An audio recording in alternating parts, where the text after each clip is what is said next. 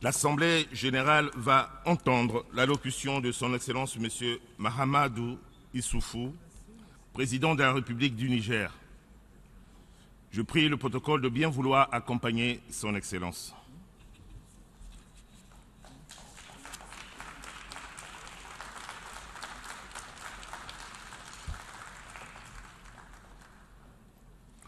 Au nom de l'Assemblée générale, j'ai l'honneur de souhaiter la bienvenue à l'Organisation des Nations Unies, à Son Excellence M. Mahamadou Issoufou, président de la République du Niger.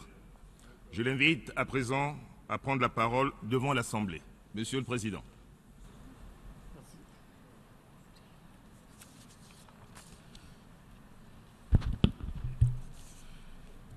Monsieur le Président, Excellences, Monsieur le chef d'État et de gouvernement, honorables chefs de délégation, Mesdames et Messieurs,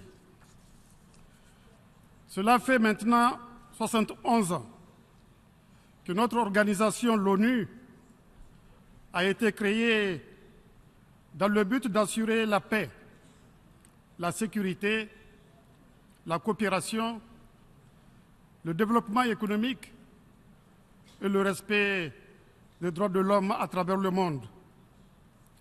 Durant ces 71 ans, notre organisation a connu des succès dans ces domaines.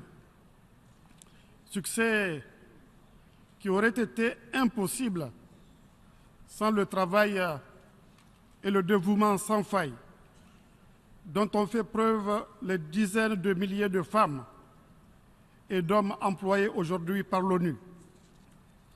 Je voudrais ici leur rendre hommage. Je voudrais aussi rendre hommage au secrétaire général Ban Ki-moon, qui a su diriger notre organisation avec courage et sagesse tout au long des 10 dernières années. Permettez-moi de le féliciter pour le travail accompli, notamment à l'occasion de la conférence de Paris sur le climat, où son engagement a été déterminant dans l'obtention d'un accord et aussi pour son rôle dans l'adoption en 2015 des objectifs de développement durable pour 2030. Je voudrais enfin lui témoigner à nouveau toute notre reconnaissance pour son engagement envers l'Afrique et le Niger, en particulier, où nous avons toujours pu compter sur son soutien tout au long des crises multiformes qu'a connues notre pays ces dernières années. Monsieur le Président, le 27 septembre 2015, nous avons adopté le programme de développement durable pour l'horizon 2030, dont l'ambition est d'éradiquer la pauvreté à cette échéance et de ne laisser personne à la traîne dans le processus. Au cœur de ce programme, nous nous sommes particulièrement engagés à placer l'homme au centre du développement et à respecter les exigences et les limites de notre planète Terre dans nos modes de production et de consommation. L'adoption, 2 mois plus tard, de l'accord de Paris sur le climat est venue compléter cet important programme à travers un paquet d'actions visant notamment, d'une part, à limiter l'élévation de la température moyenne du globe à moins de 2 degrés Celsius, voire 1,5 degré Celsius grâce aux mesures courageuses d'atténuation des causes du réchauffement climatique, et d'autre part, à prendre des mesures de résilience face au changement climatique. Dès lors, le thème sous lequel vous avez bien voulu placer notre présente session, à savoir les objectifs de développement durable, une impulsion nouvelle pour transformer notre monde, et on ne peut plus en phase avec la vision et la vocation transformatrice de ce programme. Monsieur le Président, rappelons que l'évaluation à fin 2015 des objectifs du millénaire pour le développement montre que même s'ils n'ont pas été atteints, des progrès remarquables ont été enregistrés. C'est ainsi qu'en matière de lutte contre la pauvreté, on note que l'objectif de réduction de moitié du nombre de personnes vivant dans l'extrême pauvreté a été atteint dès 2010. De même, en matière d'éducation, le nombre d'enfants en âge d'aller à l'école et non scolarisés a été réduit de moitié, et en matière de santé, la mortalité infantile et maternelle a elle aussi été réduite de moitié. Ces résultats positifs cachent malheureusement d'énormes disparités et inégalités. En effet, ces résultats ont été fortement influencés par les progrès enregistrés en Asie et en Amérique latine, grâce à un taux de croissance élevé et soutenu sur la période. Les pays africains, en particulier ceux situés au sud du Sahara, ont enregistré peu de progrès et font encore face à des menaces importantes en matière de développement et de lutte contre la pauvreté. Monsieur le Président, les résultats obtenus dans la réalisation des OMD constituent le point de départ à partir duquel nous commençons notre marche en vue de la réalisation des objectifs de développement durable à l'horizon 2030. Notre capacité à réaliser nos objectifs à cette échéance dépendra aussi de notre capacité à faire évoluer les conditions politiques et économiques au niveau de chaque pays et au niveau mondial. Elle dépendra également de notre capacité à honorer les engagements que nous avons pris à la conférence de Paris sur le changement climatique. S'agissant des conditions politiques et économiques, la situation actuelle n'incite pas à l'optimisme. Il est donc indispensable de concevoir et d'asseoir une autre gouvernance politique et économique mondiale. Sur le plan économique, il est évident que le fonctionnement de l'économie mondiale doit être profondément réexaminé. Ainsi, il est nécessaire de trouver un meilleur équilibre entre le capital financier spéculatif et le capital industriel par une orientation plus massive des capitaux vers l'économie réelle.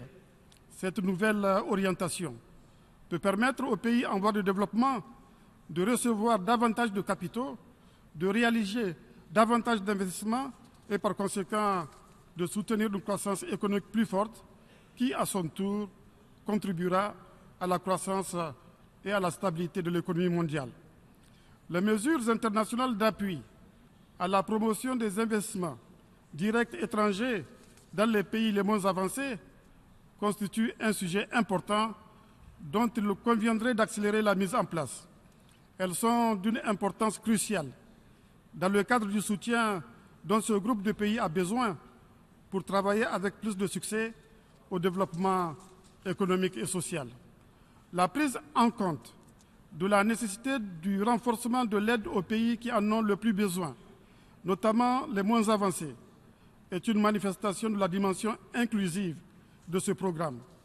Nous saluons en particulier la volonté d'accélération de la mise en œuvre du programme d'action d'Istanbul, réaffirmée dans la déclaration issue de sa conférence d'examen à mi-parcours tenue en mai dernier à Antalya, en Turquie. L'opérationnalisation en 2017 de la Banque de technologie pour les pays les moins avancés, dont le premier plan stratégique pour 3 ans a été approuvé par le Conseil de gouverneurs en juillet dernier, sera un instrument précieux pour la promotion des infrastructures, la diversification des productions et la création de valeur ajoutée indispensable à la génération et au relèvement des revenus des populations dans ces pays. La réforme du système financier international, la création de nouvelles possibilités d'accès à des sources de financement, l'établissement d'un cadre adéquat pour la restructuration des dettes souveraines sont autant de mesures indispensables à la consolidation des capacités économiques des pays en développement en matière de financement du développement durable. Il en est de même de la mobilisation du secteur privé et son encouragement à une plus grande prise en compte des impératifs du développement collectif. Au titre des Nations unies, Nous encourageons le processus de positionnement à long terme des fonds, programmes et agences de l'organisation en faveur du développement. Nous l'avons bien compris, il s'agit, dans cette démarche, de promouvoir la cohérence et la complémentarité indispensable à l'efficacité des actions de développement de ces structures. Les programmes qui sont au centre des objectifs du développement durable doivent permettre effectivement à l'Afrique de s'insérer davantage dans le commerce mondial. Mais cette insertion ne sera profitable au continent que s'il est mis fin à l'échange inégal.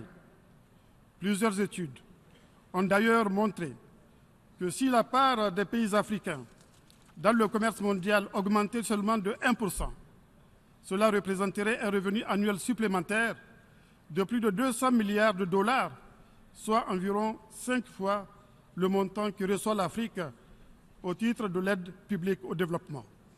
C'est dire que l'Afrique recevra encore plus de ressources s'il était mis fin à l'échange inégal. L'Afrique se doit aussi, grâce à une volonté politique affirmée, de développer le commerce intra-africain, qui est estimé à seulement 10% de ces échanges, afin d'atteindre un niveau conséquent qui conforterait davantage sa place dans le commerce mondial. L'atteinte des objectifs de développement durable ne saurait se réaliser sans une grande synergie dans l'action, une solidarité agissante et surtout le respect de tous les engagements pris au titre des moyens de mise en œuvre du partenariat mondial pour le développement. Monsieur le Président, sur le plan politique, il faut une réforme profonde de l'Organisation des Nations Unies. La gouvernance des Nations Unies, incarnée par le Conseil de sécurité, nécessite une révision qui a trop tardé, qui aurait ajouté à son efficacité et à sa légitimité dans le traitement des questions essentielles de paix et de sécurité internationale. Cette révision devra rectifier aussi bien l'anachronisme caractérisé, illustré par l'actuel système de représentation géographique au sein de cette institution, que ses méthodes et modes de prise de décision, dont les conséquences, souvent désastreuses, produisent des effets contraires aux solutions recherchées. Sur les modalités de prise de décision du Conseil, il est indispensable que les pays les plus concernés, notamment les pays voisins des pays en conflit, soient associés et écoutés dans la résolution des dits conflits. Ces pays voisins, qui partagent souvent les mêmes communautés de part et d'autre de leurs frontières, sont les premiers à en souffrir des effets. Le Conseil de sécurité doit nécessairement prendre en compte les préoccupations exprimées par ces pays afin d'éviter une situation du genre de celle qui prévaut actuellement en Libye. Le domaine des opérations de maintien de la paix revêt un intérêt tout particulier pour le Niger, qui est engagé dans un combat sans merci contre le terrorisme et la protection de son territoire. À l'expérience et face à l'évidence de l'inadéquation du concept actuel des opérations de maintien de la paix, qui a montré ses limites à maintes occasions, nous sommes convaincus qu'il gagnerait à être perfectionné. À ce sujet, le Niger estime qu'il est indispensable de procéder à la révision des mandats de certaines missions des Nations Unies pour les rendre plus offensifs afin de mieux répondre aux impératifs de protection des civils.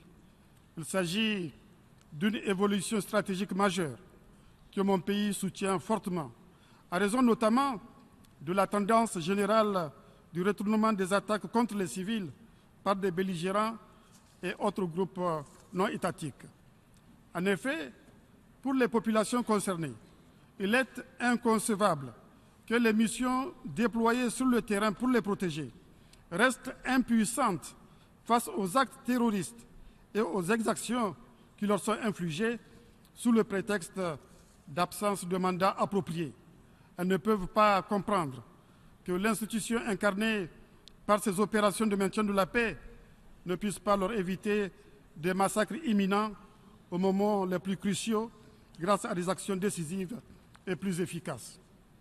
Monsieur le Président, en réalité, personne ne peut prévoir ce qui va se passer d'ici 2030.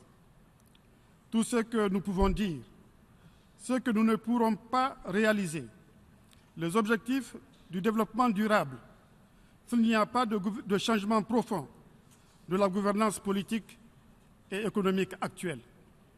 Nous vivons dans un monde incertain. Nous vivons dans un monde instable qui fait face à des menaces de toutes sortes, visibles et invisibles. La mise en œuvre des ODD dans un monde instable et chaotique sera donc un processus non linéaire, un processus instable et chaotique. C'est dire que dans un tel processus, de petites causes peuvent produire de grands effets. Il nous revient ici en mémoire la fameuse métaphore de l'effet papillon. Le battement d'ailes d'un papillon au Brésil peut provoquer une tempête au Texas. L'effet papillon, c'est la goutte d'eau qui fait déborder le vase. Les signes de tension que nous voyons ça et là dans le monde sont tels qu'une petite étincelle peut provoquer un vaste incendie. Ces signes de tension sont pour le moment masqués par la lutte contre le terrorisme, mais les rivalités et autres compétitions des puissants de ce monde peuvent nous mener à l'irréparable. Monsieur le Président, les petits pays font souvent les frais des rivalités des grandes puissances. Il arrive ainsi qu'ils subissent les conséquences de certaines de leurs erreurs d'appréciation. Le chaos dans lequel se trouve actuellement la Libye et ses conséquences sur les pays voisins en témoignent. Ces conséquences et la présence d'organisations terroristes dans le nord du Mali, ainsi que dans le bassin du lac Tchad où sévit Boko Haram, si elles doivent perdurer, compromettront irrémédiablement les capacités de ces pays à réaliser les objectifs du développement durable à l'échéance 2030. Au Niger, où la secte Boko Haram mène des incursions régulières, nous comptons plus de 167 000 déplacés internes et une centaine de milliers de réfugiés exposés à des risques de famine et d'épidémie, ainsi que plus de 18 000 enfants privés d'école. Il est donc urgent de stabiliser la situation en Libye. Il est urgent de faire sortir ce pays du chaos. Il est urgent de stabiliser le Mali et de neutraliser les terroristes. De même, il est urgent d'appuyer la force mixte multinationale qui opère dans le bassin du lac Tchad contre Boko Haram. Monsieur le Président, les menaces terroristes qui se trouvent à ses portes ont amené mon pays à orienter des ressources importantes dans le secteur de la sécurité. Sans cela, le Niger aurait pu réaliser les OMD et commencer le processus de mise en œuvre des ODD dans les meilleures conditions. Mais bien que 10% de ces ressources budgétaires aient été orientées dans la défense et la sécurité, le Niger a pu réduire la pauvreté de 63% en 2011 à 45% en 2015, réaliser l'OMD 1 visant la réduction de moitié des personnes qui souffrent de la faim, réduire de manière substantielle le taux de mortalité infantile et maternelle, réaliser l'OMD relatif à l'accès à l'eau et à l'assainissement en milieu urbain. La poursuite de la mise en œuvre du programme de renaissance nous permettra d'améliorer ces résultats et d'avancer dans la mise en œuvre des ODD. Mon ambition est, à l'issue de mon dernier mandat, de laisser aux Nigériens un pays radicalement transformé, un Niger où les institutions démocratiques seront plus fortes, un Niger où la lutte contre la corruption aura progressé, un Niger où les inégalités auront reculé et la classe moyenne se sera renforcée. Un Niger uni, en paix et en sécurité. Un Niger où la faim zéro est une réalité. Un Niger bien équipé en infrastructures de toutes sortes. Un Niger qui aura progressé sur la voie de sa transition démographique. Un Niger où l'école sera gratuite et obligatoire jusqu'à l'âge de 16 ans. Un Niger où 40% de nos enfants fréquenteront les centres de formation professionnelle et technique et en sortiront avec un métier. Un Niger où les universités formeront les cadres parmi les plus compétents de la sous-région. Un Niger où l'accès aux soins de santé, à l'eau potable et à l'assainissement sera garanti. Un Niger où les emplois, notamment pour les jeunes, seront abondants. Enfin, un Niger résolument engagé dans la réalisation de l'unité du continent. Bref, un Niger résolument engagé dans la réalisation des objectifs du développement durable. Je vous remercie, mesdames et messieurs.